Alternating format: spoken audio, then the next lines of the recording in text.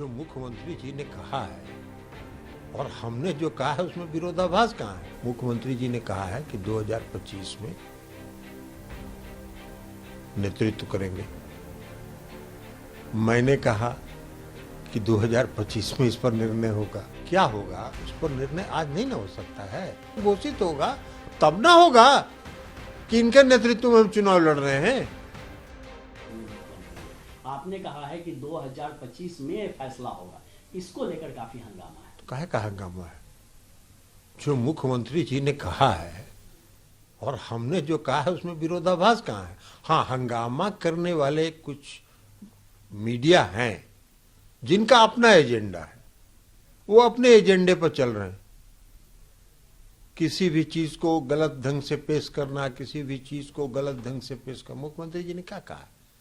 मुख्यमंत्री जी ने कहा है कि 2025 में नेतृत्व करेंगे। मैंने कहा कि 2025 में इस पर निर्णय होगा। तो कहां विरोधाभास है? 2025 में क्या होगा उस पर निर्णय आज नहीं ना हो सकता है। तो मुख्यमंत्री जी तो पार्टी के नेता हैं, सर्वमान्य नेता हैं, तो उन्होंने जो कह दिया उसमें विरोधाभास कहां से होगा।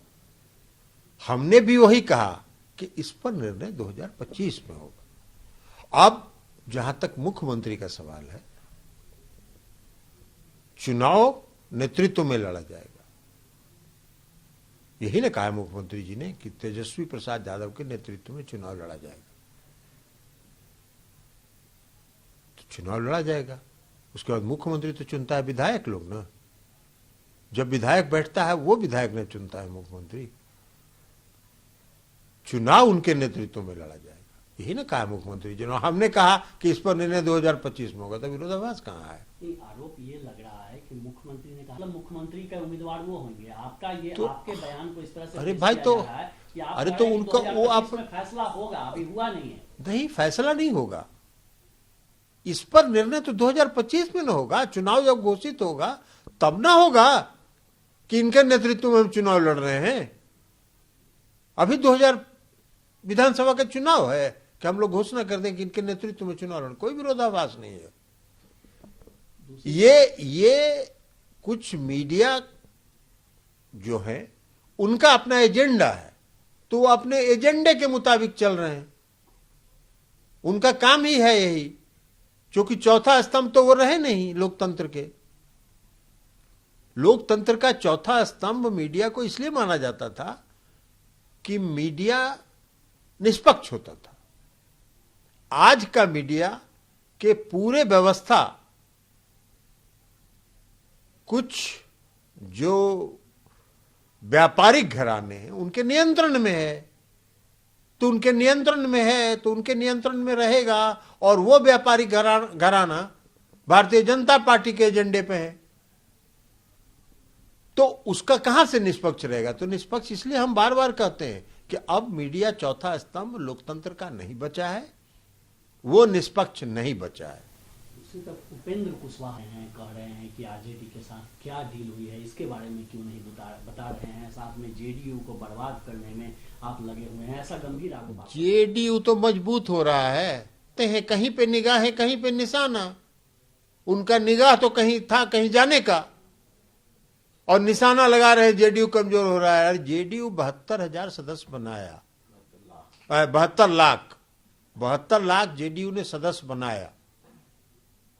उसमें उनका कितना योगदान है? अभी तो थे वो जेडीयू में कल तक, तो उनका कितना योगदान है मजबूत करने में? अरे अपने आप को मजबूत करने में वो लगे हुए हैं। आज तेजस्वी प्रसाद यादव जी के खिलाफ बोल रहे हैं। अरे तेजस्वी प्रसाद यादव जी के साथ पटना में खीर बना रहे थे, भाषण है उनका कि यदुवंशी का दूध और कुश का चावल मिलके खीर बनेगा। तो उनके अपनी सुविधा की राजनीति करते हैं। उनकी महत्वाकांक्षा जो है, अति महत्वाकांक्षी व्यक्ति है। तो जो अति महत्वाकांक्षी व्यक्ति होता है उसका यही असर होता है। अब उनके किसी बात का कोई जवाब नहीं देना। उनको चले गए, बहुत बढ़िया है, शुभकामना है उनको, जहां जाए। लेकिन जहां गए हैं वहां भी कुछ दिन टिके रहे, क्योंकि टिकते नहीं है वो। कल के सर्किट हाउस में जाके तेजस्वी जी से बंद कमरा में बात की है जब एनडीए छोड़ना था। पटना के श्री कृष्ण मेमोरियल हॉल में खीर बना रहे थे। दूसरी तरफ जगदीप धनखड़, देखिए, ये तो सभापति का निर्णय है, उस पर हमको कुछ नहीं कोई टिक्का टिप्पणी नहीं करना। लेकिन हमको एक बात बताइए कि इस देश में लाखों गरीबों का, जिन्होंने एलआईसी में, जीवन बीमा में इन्वेस्ट किया था, उनका पैसा अंधकार में चला गया। स्टेट बैंक का हजारों करोड़ रुपया डूब रहा है। एक दिन में एलआईसी को, भारतीय जीवन बीमा निगम को 18,000 करोड़ रुपए का घाटा हुआ।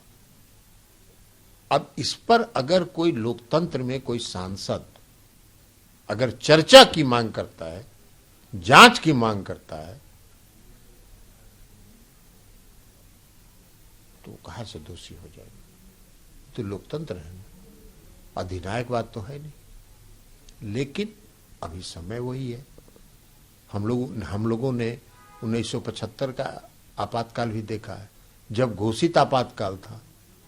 आज अघोषित आपातकाल है और उससे भयावह स्थिति में सीबीआई है, ईडी है, इनकम टैक्स है, प्रिविलेज है, अलग अलग ढंग से निर्णय है। तो ये सब अघोषित आपातकाल की स्थिति है। और चिंता मत कीजिए, देश की जनता बहुत सजग है और बहुत समझती है, बोलती नहीं है, समय पर उसका जवाब देती है। और 2024 में भाजपा मुक्त भारत बने।